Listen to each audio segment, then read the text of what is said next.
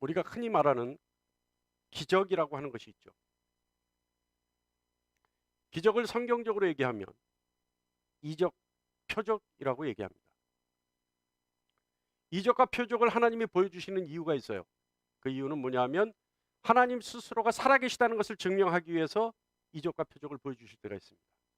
또 하나님의 능력을 나타내시기 위해서 이적과 표적을 보여주실 때가 있죠. 기적은요, 왜 기적이라고 얘기하냐면 자연스러운 사건이 아니기 때문에 기적이라고 얘기하는 겁니다. 다시 말하면 자연스럽지 않다는 거죠. 이게 무슨 말이냐면 우리가 상식적으로나 이성적으로 생각했을 때 도저히 이해하거나 납득할 수 없음에도 불구하고 실제로 어떤 사건이 일어났을 때 우리는 그것을 기적이라고 얘기합니다. 상식과 이성으로 이해하거나 납득하지 못하다는 것은 사실은 자연스럽지 못하다는 말과 같습니다. 그러니까 자연스러운 게 아니에요. 이건 초자연적인 거예요. 초자연스러운 거예요. 그러니까 자연의 한계를 벗어난 초자연적인 어떤 현상, 이것이 기적인 거죠.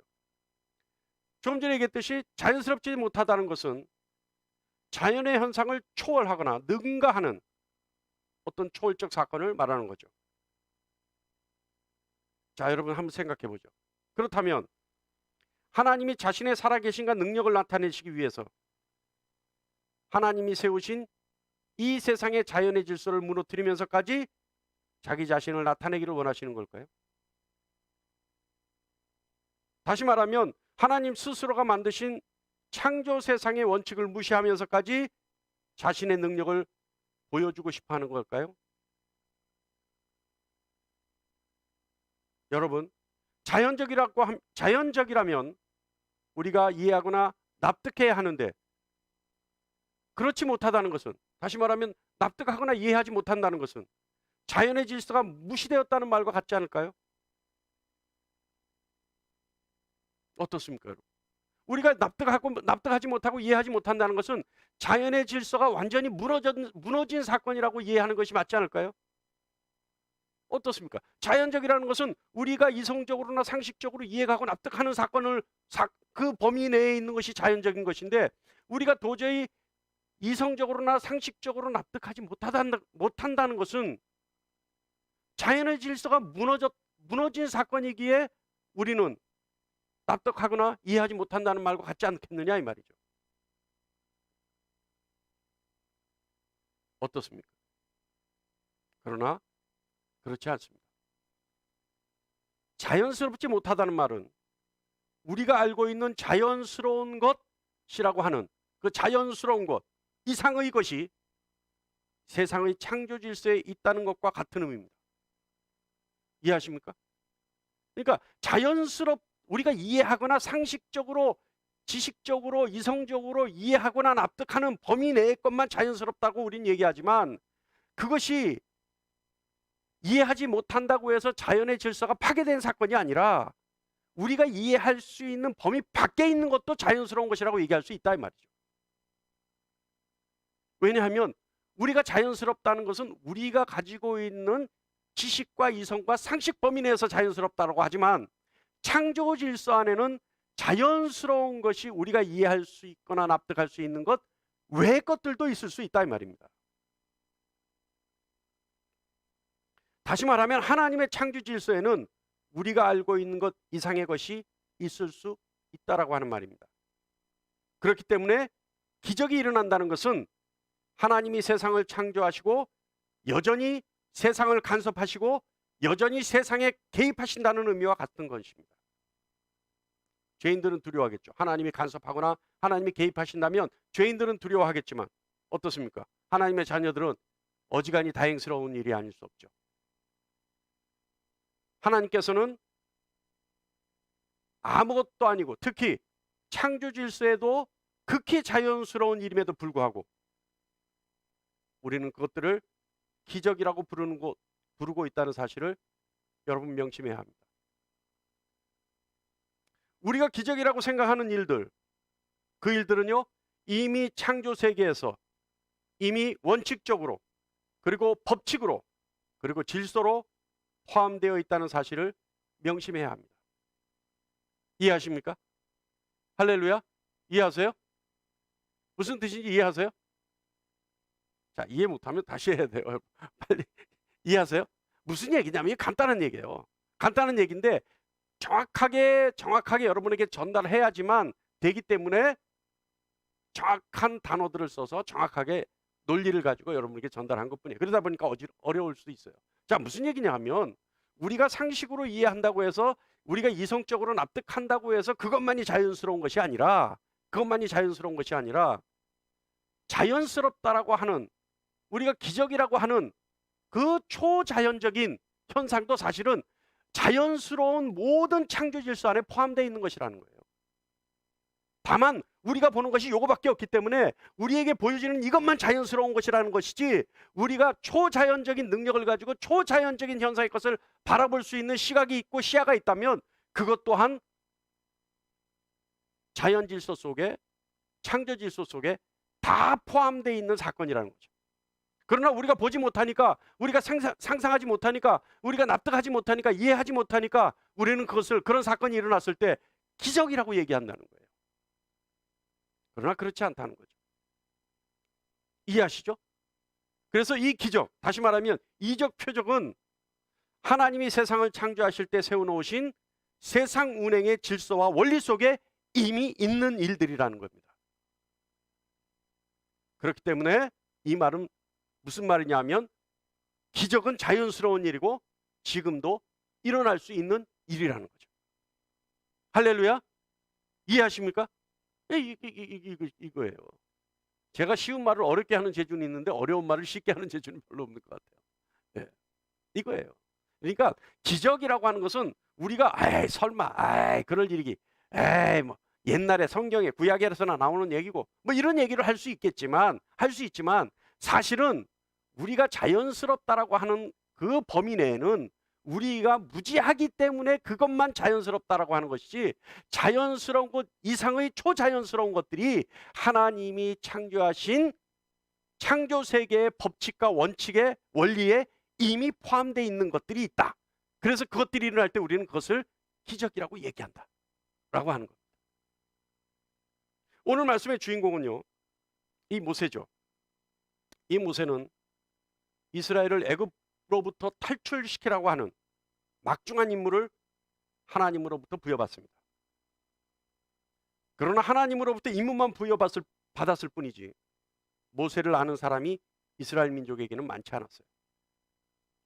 그러니까 이스라엘 사람들이 모세에 대해서 잘 몰라요. 그런데 하나님이 모세를 선택하셔서 이스라엘을 애굽으로부터 탈출시켜라, 막중한 임무를 부여하신 거예요. 그런데 여러분, 우리가 알다시피 이스라엘 민족이 잘 모르는데 어떻게 이스라엘 민족을 애굽으로부터 탈출시킬 수 있는 지도자의 위치에 갈 수 있겠습니까? 이게 문제죠. 그죠? 아니, 이스라엘 민족이 다 알고 존경하고 그 권위를 인정해야 지도자가 될 수 있는 것이고, 지도자가 돼야 이스라엘 민족을 애굽으로부터 탈출시킬 수 있는 막중한 임무를 수행할 수 있는데 모세는 그것이 없었어요. 하나님으로부터 명령만 부여받았을 뿐이에요. 먼저 이스라엘 민족이 모세를 지도자로 인정해야 합니다. 그리고 이스라엘 민족이 모세를 지도자로서의 권위를 인정해야 하는 거죠. 그래서 하나님이 이스라엘 민족에게 보여주신 사건이 있죠. 그것이 10가지 재앙의 사건이었습니다. 이 10가지 재앙을 모세가 예견함으로써 이스라엘 민족은 모세에게 선지자의 권위를 인정할 수 있게 됩니다. 어디 그뿐인가요? 홍해를 건널 때 홍해를 가르죠. 또 여러 가지 기적과 표적의 사건들이 일어나죠. 모세를 통해서 하나님이 역사하시는 거예요. 하나님의 능력이 모세를 통해서 역사하기 시작하셨어요. 그러다 보니까 모세를 통해 역사하신 하나님의 능력이 이스라엘 민족에게는 지도자의 권위로 보여지기 시작한 거예요. 그래서 어느 날부터인가 이스라엘은, 그 민족은 모세를 자신들의 선지자로, 자신들의 지도자로 그 권위를 인정하게 됩니다. 그리고 모세를 믿고 따르게 되죠. 그러던 어느 날 하나님은 또다시 모세에게 특별한 명령을 하십니다. 시내 산으로 하나님을 보러 올라오라는 거죠. 모세에게 시내산에서 만나자고 하셨어요.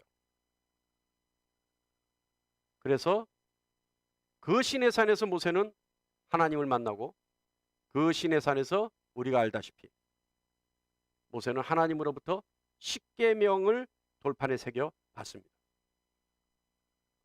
모세는 가장 권위 있는 말씀, 하나님의 명령을 하나님이 직접 새기신 돌판에 받아들고 백성들에게 선포하기 위해 영광스럽게 산을 내려오게 되죠. 여러분 생각해 보세요. 이게 그냥 모세가 돌판에 하나님의 명령을 들고 내려오는 것, 이것이 그냥 사건입니까? 그냥 사건으로 치부하면 그냥 사건이에요. 그러나 이 얼마나 영광스럽고 성스러운 사건일까요? 하나님이 이스라엘 민족에게 다른 어떤 민족에게도 주지 않았던 10가지의 명령, 십계명을 돌판에 새겨주신 겁니다. 이스라엘 민족은 이 돌판의 계명을 받는 것으로 어떻게 돼요? 거룩한 민족이 되는 겁니다. 그죠? 그러니까 다른 어떤 민족에게도 있지 않았던 일이에요. 하나님이 직접 그 명령을 돌판에 새겨서 이스라엘 민족에게 주시는 거죠. 여러분 이때는요, 어떤 민족도요, 계명이라는 것, 법률이라는 것이 없었어요. 자신들이 하고 싶은 대로 행하면 되는 일이었어요. 그런데 이스라엘 민족에게는 하나님이 하지 못하는 일들을, 인간으로서는 하면 안 되는 일들을 하나님이 직접 명령해서 법률을 제정해 주신 거예요. 이게 십계명입니다. 그러니까 다른 민족은 법률이 없기 때문에 야만인으로 전락할 수밖에 없지만, 이스라엘 민족은 하나님이 제정해 주신 절대 지켜야 될 법률이 있기 때문에 어떻게 돼요? 문명민이 되는 것이고, 이들은 거룩한 하나님의 백성이 되는 거예요. 이 사건이 십계명 사건입니다. 모세는요, 이 돌판에 새겨진 명령, 이 명령을요 이제 산에서 가지고 내려와서 자복한 이스라엘 백성들에게 선포만 하면 되는 거예요. 10가지 명령을, 하나님의 계명을 이스라엘 민족에게 선포만 하면 되는 거예요. 이스라엘 민족은 전부 자복해 있고, 모세는 그 돌판 2개를 들고, 하나님은 너희는 나 외에 다른 신을 섬기지 말라 서부터 시작해서 하나님이 명령하신, 이스라엘 민족에게 주신 그 법률을 선포만 하면 되는 거예요. 그러니까 여러분 이 장면을 생각해 보세요. 얼마나 근엄하고 얼마나 장엄하고 얼마나 영광스럽고 얼마나 성스러운 장면입니까? 그죠? 그런데 모세가 양손에 돌판 2개를 들고 내려왔는데 전혀 상상하지 못한, 상상조차도 할 수 없었던 일이 벌어지고 맙니다. 우리 잘 아는 얘기죠. 어떤 일이 벌어져요? 회중에서 모세의 모습이 보이지 않자 이스라엘 민족은요, 위기감과 불안감에 휩싸이죠.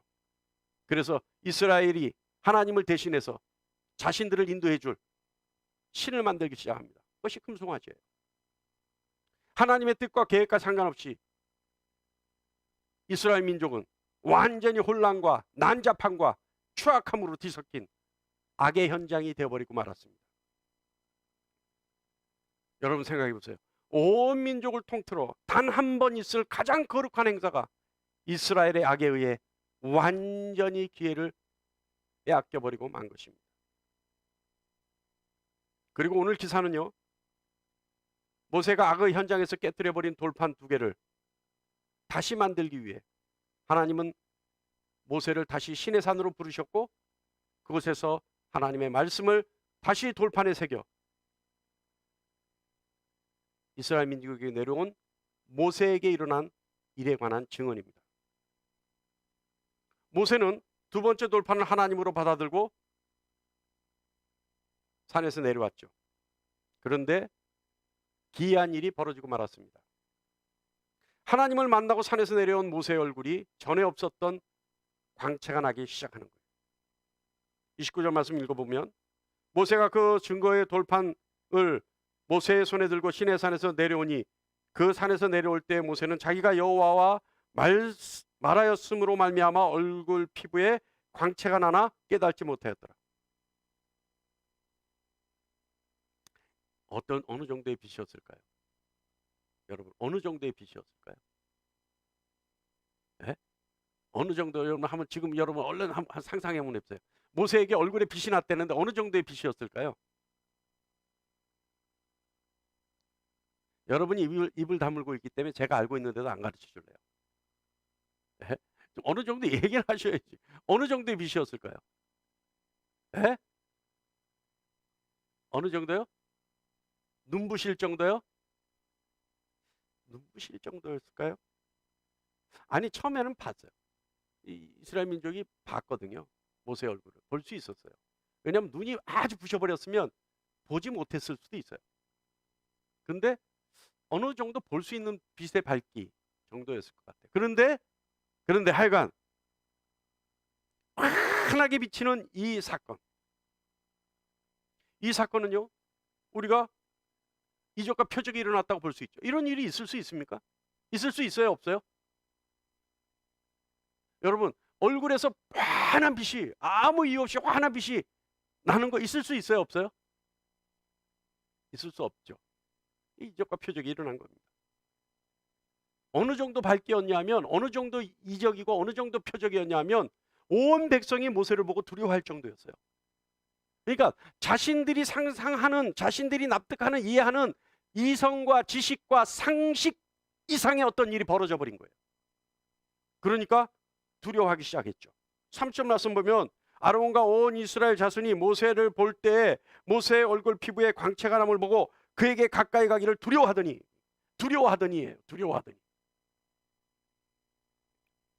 여러분 이게 어느 정도 두려웠냐면요. 이게 그냥 두려운 게 어느 정도 두려웠냐면 31절과 32절이 있습니다. 31절에 보면 모세가 그들을 부르매 아론과 회중을 불렀어요. 부르매 아론과 회중의 모든 어른이 모세에게로 오고 모세가 그들과 말하니 그 후에야 온 이스라엘 자손이 가까이 오는지라. 그러니까 먼저 아론이 이리 와라 했는데 누가 먼저 갔어요? 아론과 이스라엘 장로들이 먼저 갔어요. 먼저 가서 모세하고 얘기를 하는 걸 보니까 이상이 없거든요. 문제가 안 생기거든요. 그러니까 그때서야 회중이 안심하고 모세에게 나갈 정도로 온 회중이 한 사람도 예외 없이 다 두려워했습니다.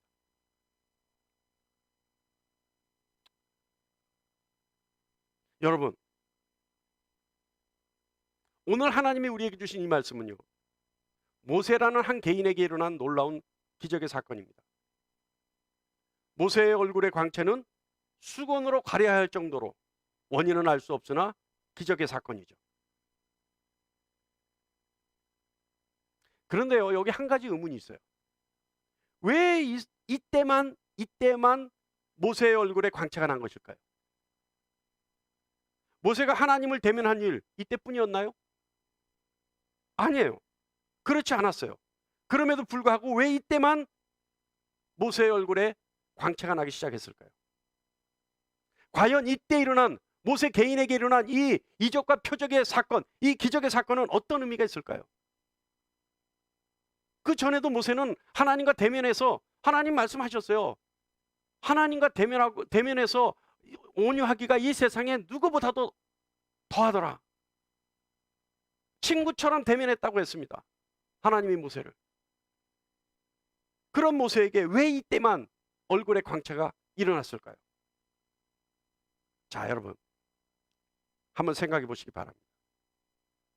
이스라엘 민족에게 있어서 가장 획기적인 사건, 이스라엘이 거룩한 민족이 되기 위해 가장 영광스러운 사건, 출애굽한 이스라엘에게 클라이막스라고 해도 과언이 아닌 사건, 바로 하나님이 십계명을 이스라엘에게 주신 사건입니다.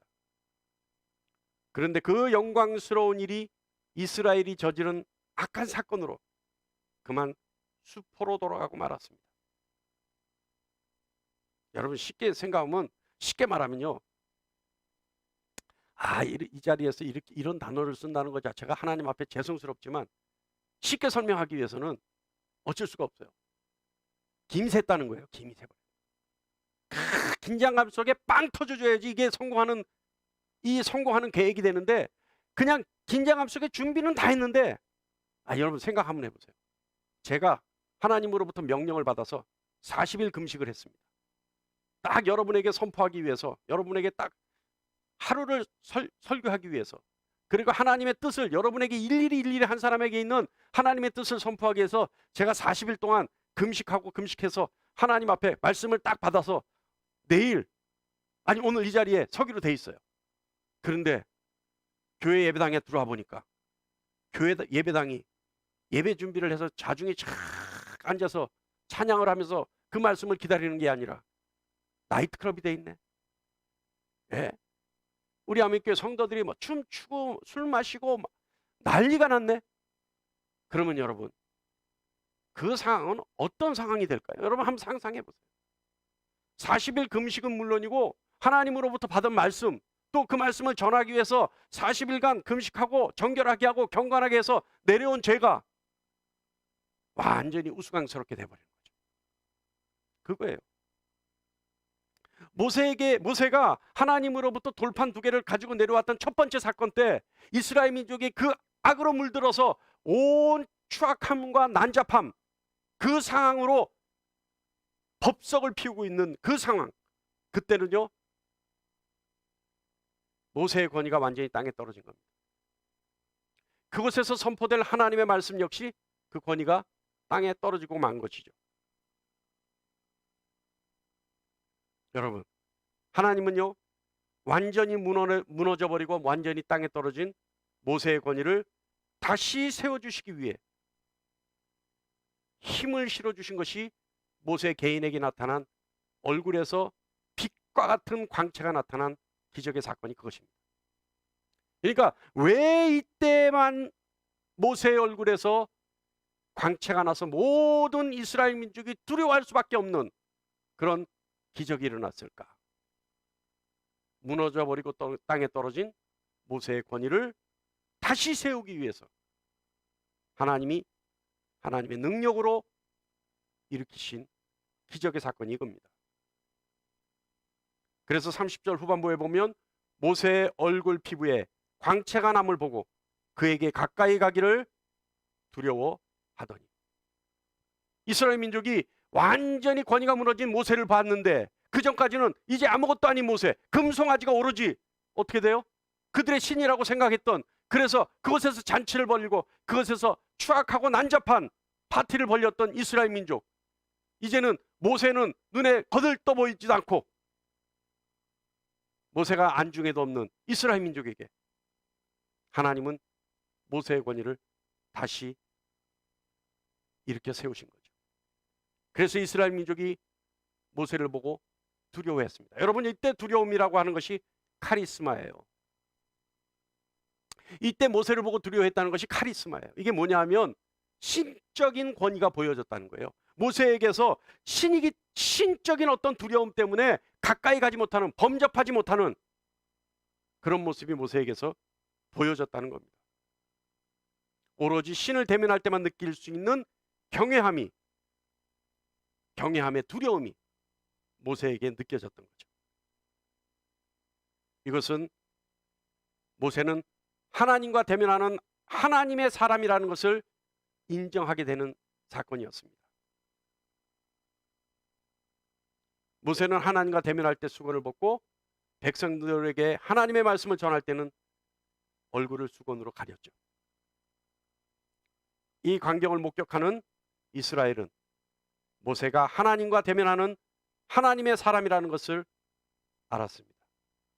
그래서 34절 후반부부터 35절 전반부에 보면 그 명령하신 일을 이스라엘 자손에게 전하며 이스라엘 자손이 모세의 얼굴의 광채를 보므로, 그러니까 이스라엘에게 명령할 때 모세가 그 얼굴의 광채를 보이므로 이스라엘 민족은 모세가 하나님과 대면하는 하나님의 사람이라는 것을 인정할 수밖에 없게 만들어 주신 거죠. 여러분, 하나님의 사람은요 하나님의 일을 하는 사람이라는 것을 우리는 알고 있습니다. 그런데요, 하나님의 사람은 하나님의 일을 하는 것은 물론이요 세상에 속하지 않고 하나님께 속했다라고 하는 의미가 더 큽니다. 하나님의 사람이라는 것은 하나님의 일을 하는 사람은 물론이요 세상에 속하지 않고 하나님께 속했다는 거죠. 더 중요한 것은 하나님께 속한 사람은 세상의 판단을 받지 않는다는 겁니다. 하나님께 속한 사람은 세상의 판단을 받지 않는다는 거예요. 더 나아가서 하나님께 속한 사람은 세상의 판단을 받지 않을 뿐더러 혹여 세상이 그를 판단했다 하더라도 하나님이 그것을 인정하지 않는다는 말입니다.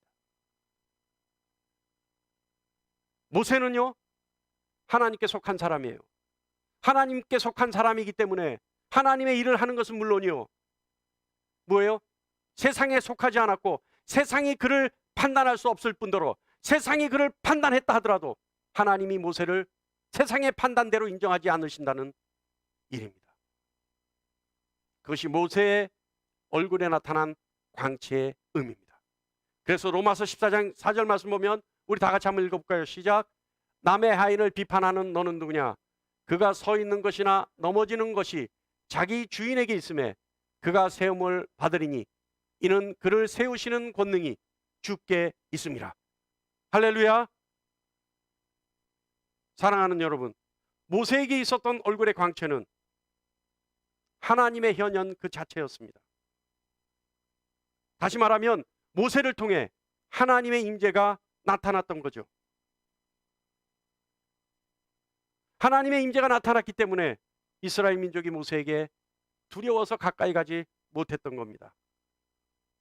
신명기 18장 16절 후반부에 보면 내가 다시는 내 하나님 여호와의 음성을 듣지 않게 하시고 다시는 이 큰 불을 보지 않게 하소서. 두렵건대 내가 죽을까 하나이다. 하나님의 현현을 보면 사람들은 두려워서 가까이 가지 못한다는 거예요. 모세에게 있었던 얼굴의 광채는 하나님의 현현 그 자체였어요. 그렇기 때문에 이스라엘 민족이 죽을까 봐 두려워서 모세에게 가까이 가지 못했다는 겁니다. 하나님이 세상 피조물 가운데 나타나셨는데 누가 감히 사람의 말과 사람의 행동으로 하나님을 상대할 수 있을까요? 모세의 얼굴에 나타난 광채의 기적은 바로 하나님의 현현이었던 것이죠. 모세가 수건으로 얼굴을 가려도 가릴 수 없는 영광이었습니다. 이것이 모세에게 일어난 기적의 의미입니다. 이유입니다. 여러분, 이런 기적, 얼굴에서 환한 광채가 나는 이런 기적 여러분에게도 나타나기를 원하지 않으십니까? 아니, 여러분 좀 입을 좀 크게 벌려보세요. 아이고, 내가 뭐, 아이고 그런 일이 세상에.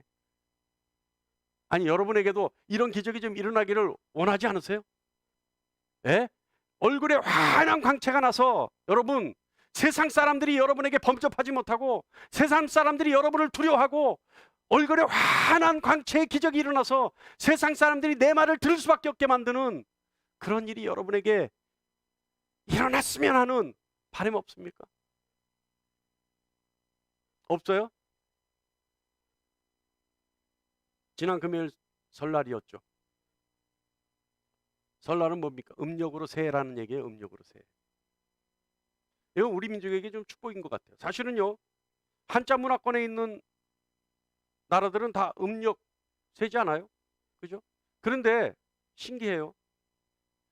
유일하게 구정음력을 설날 새해로 세는 민족은 지금 우리 민족밖에 없어요. 일본도 양력을 셉니다. 양력 1월 1일을 세요. 중국도 그러는 걸로 알고 있어요.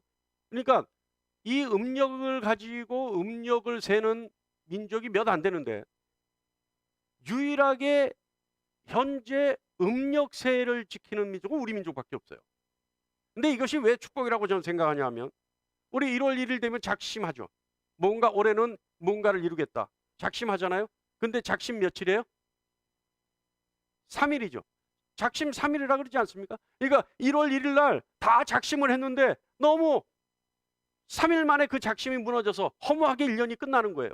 그런데 음력설을 세면 어떻게 돼요? 음력설을 기점으로 다시 기회가 주어지죠. 다시 각오를 하고 새로운 새해를 맞을 수 있게 되는 거죠. 그죠? 그러니까 1월 1일 날, 양력 1월 1일 날 작심을 했는데 3일 만에 무너져서 그 무너진 허무한 마음으로 1년을 살지 않고 한 2개월 지나니까 어떻게 해요?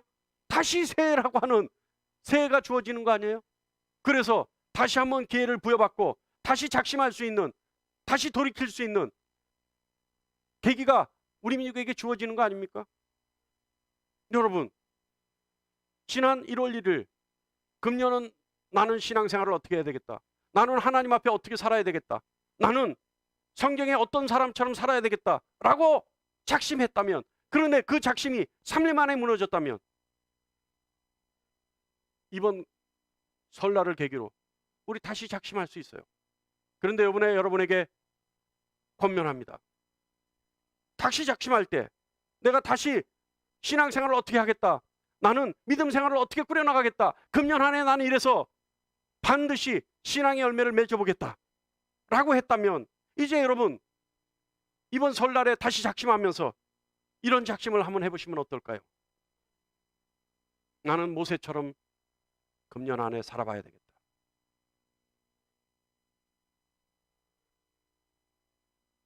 그래서 세상 모두가 나를 영적 지도자로 지도력을 인정하게 만들고 싶다.